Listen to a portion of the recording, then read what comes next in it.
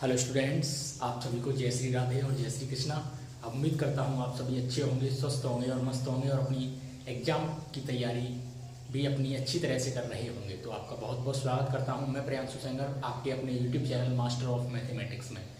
तो आज हम एक नए चैप्टर की शुरुआत करने जा रहे हैं जिसका नाम है टेंजेंट एंड नॉर्मल्स। यहाँ से आपको बहुत सारे क्वेश्चंस आपके एग्जाम पेपर में मिलने वाले हैं। 75 क्वेश्चन में से कम इस चैप्टर में से आपको 4 से 5 क्वेश्चन देखने को मिलने वाले हैं। तो काफ़ी इंपॉर्टेंट चैप्टर है, इसको हम आज स्टार्ट कर रहे हैं और बहुत ही जल्द समाप्त भी कर देंगे। तो जो भी साथी हमारे साथ नए जुड़े हैं वो एक बार चैनल को सब्सक्राइब कर लें और वीडियो को लाइक जरूर कर दें, और जितने भी उनके मित्रगण हैं, जितने भी सोशल मीडिया ग्रुप्स हैं, सबके साथ एक बार शेयर जरूर कर दें वीडियो को, जिससे कि सभी स्टूडेंट्स के पास इसको पहुँचाया जा सके। और जो भी हमारे पुराने साथी हैं वो भी क्या करें, लाइक करें, कमेंट करें और ज़रूर बताएं कि पढ़ने में आनंद आ रहा है कि नहीं आ रहा है। आपका सिलेबस बिल्कुल टाइम से कंप्लीट करा दिया जाएगा, इस बात की आप बिल्कुल भी चिंता ना करें। ठीक है, बस आपको सपोर्ट करना है। सपोर्ट कैसे करेंगे? आप वीडियो को लाइक, चैनल को सब्सक्राइब करते रहना है और वीडियो को शेयर जरूर करना है, जिससे और भी साथी चैनल के साथ जुड़ सकें। तो आइए शुरुआत करते हैं। चैप्टर का नेम है टेंजेंट एंड नॉर्मल्स का पहला वीडियो। आइए, टेंजेंट सबसे पहले होता क्या है? किसी भी चैप्टर को पढ़ने से पहले हमें उसके बारे में पूरा जानकारी होनी चाहिए। ये टेंजेंट क्या होता है, सबसे पहले इसके बारे में डिस्कस करेंगे। टेंजेंट होता है कोई भी एक ऐसी सीधी लाइन, एक स्ट्रेट लाइन जो दिए हुए कर्व को, आपको कोई भी कर्व दे रखा है और एक ऐसी स्ट्रेट लाइन जो उस कर्व को एक पॉइंट पर टच करती है, उसी लाइन को हम क्या कहते हैं? टेंजेंट कहते हैं। डायग्राम से मैं आपको समझाता हूँ। जैसे ये आपको वाई एक्सिस दे रखा है और ये आपका एक्स एक्सिस दे रखा है, और यहाँ पर ये क्या खिंचा हुआ है? आपका कर्व खिंचा हुआ है। ठीक है, क्या खिंचा हुआ है? कर्व खिंचा हुआ है। अब एक सीधी लाइन में खींचूंगा, क्या खींचूंगा मैं? एक सीधी लाइन खींचूंगा जो इस कर्व को टच करते हुए एक पॉइंट पर निकल जाएगी। ठीक है, तो इसी लाइन को हम क्या कहेंगे? ये जो लाइन मैंने खींची है ये वाली, इसी लाइन को हम क्या बोलेंगे? टेंजेंट लाइन बोलेंगे। और हिंदी में आपको बता दूं मैं, स्पर्श रेखा। डेफिनेशन आपके समझ में आ चुकी होगी। ये टेंजेंट क्या होता है? एक ऐसी स्ट्रेट लाइन जो किसी दिए हुए कर्व को एक पॉइंट पर टच करती है, उसी लाइन को हम क्या कहते हैं? टेंजेंट कहते हैं। एक सीधी रेखा जो किसी दिए हुए वक्र को किसी बिंदु पर स्पर्श करती है, उसे हम स्पर्श रेखा कहते हैं। क्लियर है? टेंजेंट की डेफिनेशन आपको समझ में आ चुकी है। अगर आपसे पूछता है, एमसीक्यू में पूछ सकता है कि एक ऐसी स्ट्रेट लाइन जो किसी दिए हुए कर्व को किसी एक पॉइंट पर टच करती है, उसे क्या कहते हैं? टेंजेंट कहते हैं, नॉर्मल कहते हैं। काफी सारे ऑप्शन दे देगा तो आप क्या तुरंत बता देंगे कि सर टेंजेंट कहते हैं। ठीक है, टेंजेंट की डेफिनेशन क्लियर है। अब मैं आपको बताता हूँ दूसरा क्या है आपका? नॉर्मल। दूसरा वर्ड क्या आ रहा है? नॉर्मल आ रहा है। नॉर्मल के लिए आपको टेंजेंट पता होना चाहिए, तभी तो मैंने आपको टेंजेंट बताया पहले। ये एक्स एक्सिस हो गया आपका और ये वाई एक्सिस हो गया। ये क्या खिंचा हुआ था? हमारा कर्व। और ये क्या खिंची हुई थी? इस पर टेंजेंट। ठीक है, ये क्या खिंची हुई थी? टेंजेंट। अब टेंजेंट लाइन तो क्या होती है? एक सीधी लाइन होती है, एक स्ट्रेट लाइन होती है जो दिए हुए कर्व को किसी पॉइंट पर टच करती है।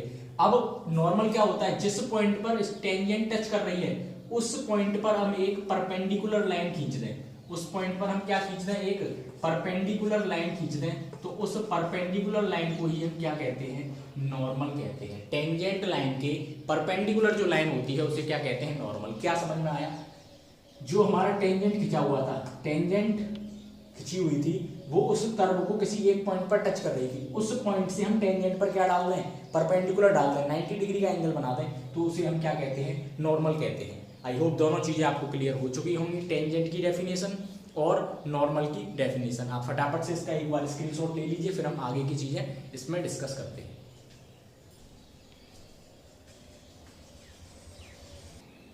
देखिए, इसके बाद हम डिस्कस करने जा रहे हैं स्लोप। टेंजेंट और नॉर्मल आपको समझ में आ चुका है। अब अगला है आपका स्लोप। स्लोप क्या होता है? स्लोप को मैं आपको सीधे सीधे शब्दों में बता दूं, आपको क्या याद रखना है। कोई भी लाइन एक्स एक्सिस के साथ एंटी क्लॉकवाइज डायरेक्शन में जो भी एंगल बनाती है उसे हम क्या कहते हैं? स्लोप कहते हैं। क्या समझ में आया? कोई भी लाइन एक्स एक्सिस के साथ एंटी क्लॉकवाइज डायरेक्शन में जो एंगल बनाती है उसे हम स्लोप कहते हैं। कैसे कहते हैं? देखिए, ये आपका हो गया वाई एक्सिस और ये आपका है एक्स एक्सिस। यहाँ पे मैंने कोई भी लाइन खींच ली।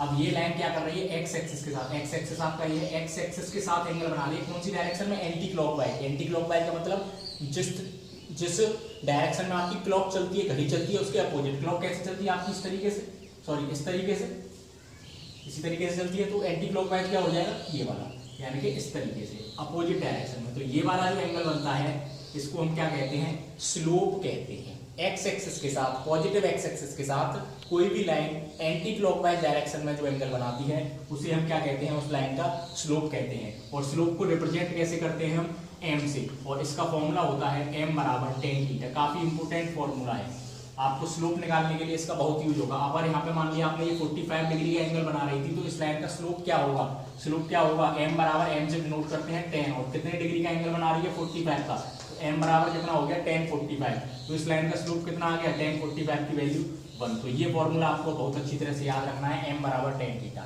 और स्लोप आपके समझ में आ गया होगा, कोई भी लाइन या कोई भी कर्व एक्स एक्सिस के पॉजिटिव डायरेक्शन के साथ एंटी क्लॉकवाइज डायरेक्शन में जो भी एंगल बनाती है उसे स्लोप कहते हैं, और इसे स्मॉल एम से डिनोट करते हैं। और इसको निकालने का फॉर्मूला क्या होता है, एम बराबर 10 थीटा। इस वीडियो में हम पूरे कंसेप्ट क्लियर कर लेंगे, जिससे आगे के सभी वीडियोज में हम क्वेश्चंस को डिस्कस करने वाले हैं। इस वीडियो को आप अच्छी तरह से देख लीजिए। और आपने पिछले वाले चैप्टर्स नहीं देखे हैं, काफी सारे चैप्टर हो चुके हैं, अब तो 5-6 चैप्टर हो चुके हैं, 2 यूनिट्स लगभग कंप्लीट हो चुकी हैं। ये आपकी चौथी यूनिट है, तीसरी सॉरी। तो आप अच्छी तरह से अपनी प्रिपरेशन करते रहें और वीडियो को शेयर जरूर करा करें और लाइक कमेंट करके जरूर बताया करें, जिससे कि मुझे भी लगे कि हाँ मैं वीडियो बना रहा हूँ तो स्टूडेंट्स देख रहे हैं, मुझे सुन पा रहे हैं, समझ पा रहे हैं, मुझे भी अच्छा लगेगा। ठीक है, ये आपको समझ में आ चुका है स्लोप। ठीक है, अब मैं एक क्वेश्चन लेता हूँ, है ना, क्वेश्चन लेता हूँ। इस m को हम dy अपॉन dx भी लिख सकते हैं, है ना, m को हम क्या लिख सकते हैं, dy अपॉन dx भी लिख सकते हैं, यानी कि differentiation with respect to x। देखिए स्लोप कैसे निकालते हैं, मैं एक क्वेश्चन ले रहा हूँ आपके सामने, इस पर based. Find the slope of tangent, find the slope of tangent to the curve. ये मैंने किसका स्लोप बताया आपको, टेंजेंट का। Find the slope of tangent to the curve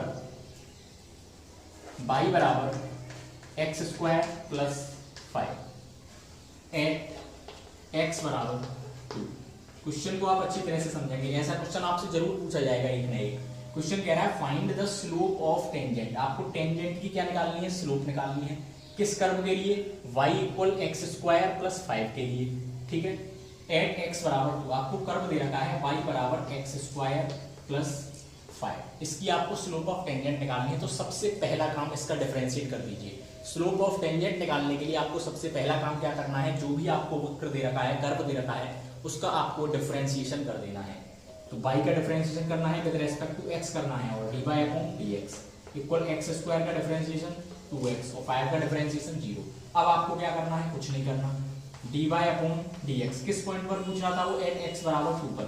यहाँ पे आप सफिक्स में क्या लिख देंगे, x बराबर 2, और x की जगह पे क्या पुट कर देंगे 2, तो 2 ऑलरेडी आ रहा है, इनटू x की जगह पे क्या पुट कर दिया 2, तो 2 2 कितना हो गया 4। इस जो टेंजेंट की स्लोप थी वो कितनी निकल के आ गई आपकी, 4 निकल के आ गई। मैंने बताया था आपको m को हम dy अपॉन dx लिख सकते हैं, तो यहाँ स्लोप ऑफ टेंजेंट कितनी आ गई आपकी, 4 आ गई। क्लियर है क्वेश्चन। इस तरह का आप कोई भी क्वेश्चन आ जाए आप चुटकियों में सॉल्व उसको कर सकते हैं। तो इसका फटाफट से स्क्रीनशॉट लेना, फिर आगे की चीजें डिस्कस करते हैं।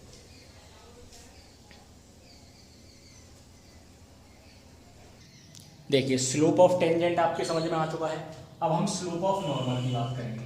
स्लोप ऑफ नॉर्मल, नॉर्मल का स्लोप आप कैसे निकालेंगे, अगर आपसे क्वेश्चन में पूछ लिया जाता है तो कुछ नहीं है, जो भी टेंजेंट का स्लोप है, स्लोप ऑफ नॉर्मल निकालने के लिए सबसे पहले आपको स्लोप ऑफ टेंजेंट ही निकालना पड़ेगा, और जो स्लोप ऑफ टेंजेंट आएगा उसका उल्टा कर देंगे। स्लोप ऑफ टेंजेंट क्या होता है m, और स्लोप ऑफ नॉर्मल क्या हो जाएगा, माइनस का 1 upon m, with minus sign उसका अपोजिट कर देंगे।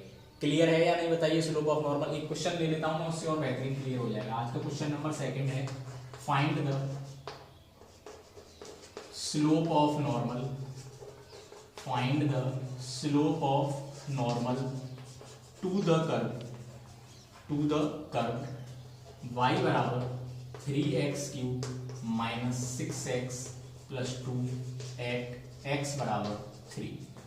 ठीक है, ये आपका क्वेश्चन है। आपसे क्या कह रहा है, find the slope of normal, normal की स्लोप फाइंड कीजिए टू द कर्व, किस कर्व के लिए, y equal 3x cube minus 6x plus 2 के लिए, किस पॉइंट पर, एट x बराबर 3 पर। तो आपको स्लोप ऑफ टेंजेंट फाइंड करनी हो या स्लोप ऑफ नॉर्मल फाइंड करनी हो, सबसे पहला काम आपका क्या होगा, आपको जो भी वक्र दे रखा है, जो भी कर्व दे रखा है, उसका डिफरेंशिएशन करना है। तो आपको दे रखा है y equal 3x cube minus 6x plus 2, इसका आप क्या कर देंगे, डिफरेंशिएट कर देंगे विद रेस्पेक्ट टू x। तो dy अपॉन dx 3x³ का डिफरेंशिएशन करना है आपको, तो 3x³ का करेंगे। x³ का कितना होगा 3x² और 3 आगे आ रहा है, तो 3 3 जा 9x² हो गया। 6x का करोगे तो 6 हो जाएगा और 2 का करोगे तो 0 हो जाएगा। अब आपको मैंने क्या बताया था स्लोप ऑफ टेंजेंट पिछले वाले क्वेश्चन में, जो भी पॉइंट दे रखा है उसको इसमें पुट कर देंगे। x बराबर 3 पर निकालना था, तो 9 इंटू x की जगह 3 का स्क्वायर माइनस 6, ये कितना हो गया 3 3 जा 9 और 9 9 जा 81, 81 माइनस 6, 81 में से 6 गया तो कितना बचा आपका 75। ये क्या निकला है आपका स्लोप ऑफ टेंजेंट निकला है। लेकिन हमसे क्या पूछा था स्लोप ऑफ नॉर्मल, तो यहाँ पे आप क्या लिखने वाले हो आप slope of normal. Slope of normal क्या होता है आपका माइनस के 1/m या माइनस के 1/dy/dx भी लिख सकते हैं, क्योंकि m किसके बराबर होता है dy/dx के बराबर होता है, इज इक्वल्स टू माइनस के 1/dy/dx आपका कितना आया है 75 आया है। ये आपका क्या निकल के आ गया स्लोप ऑफ नॉर्मल निकल के आ गया। तो अब मेरे हिसाब से मुझे लगता है मैं जैसा मैंने आपको समझाया है स्लोप ऑफ टेंजेंट और स्लोप ऑफ नॉर्मल निकालने में आपको कोई भी दिक्कत नहीं होनी चाहिए। एक और बार मैं रिपीट कर देता हूं दोनों को निकालने का मेथड।